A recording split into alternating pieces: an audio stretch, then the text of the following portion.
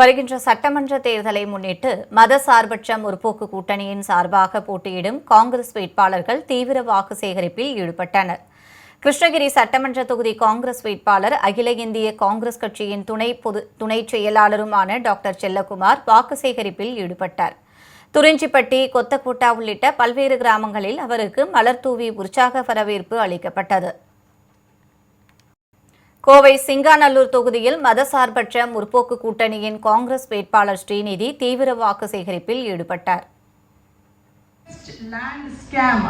போட்டு ட்விட்டர்ல ஃபுல்லா ஒரு நாள் ட்ரெண்டிங் ஆச்சு. கோவை பிக்கஸ்ட் லேண்ட் ஸ்கேம், அதாவது இந்தியா அளவில் இது ட்ரெண்ட் ஆச்சு. என்னன்னா, இந்த கோவை பிக்கஸ்ட் லேண்ட் ஸ்கேம்னா அந்த அளவுக்கு நில மோசடி பண்ணியிருக்காரு. இதெல்லாம் நம்ம சினிமா படத்துல தான் பார்த்திருப்போம். பல தான்கள் ஏழைகளின் வயிற்றில் அடித்து அவர்கள் நிலத்தை அபகரித்து, நிலம் அப்படிங்கிறது ஒருத்தரோட உரிமை. கலைஞர் பெண்களுக்கு. மதுரை மாவட்டம் மேலூர் சட்டமன்ற தொகுதி காங்கிரஸ் வேட்பாளர் விஸ்வநாதன் குங்கம்பட்டி, முத்துசாமிப்பட்டி உள்ளிட்ட கிராமங்களில் வாக்கு சேகரிப்பில் ஈடுபட்டார்.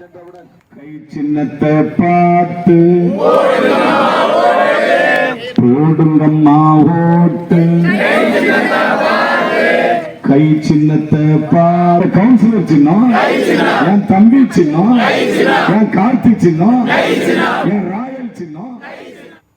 திருவள்ளூர் மாவட்டம் பொன்னேரி தொகுதி காங்கிரஸ் வேட்பாளர் துரை சந்திரசேகர் மேட்டுப்பாளையம், அனுப்பம்பட்டு உள்ளிட்ட பகுதிகளில் கை சின்னத்திற்கு வாக்களிக்குமாறு பொதுமக்களிடம் பரப்புரை மேற்கொண்டார். கோயிலை முடித்து நமது ஊருக்கு தேவையான அனைத்து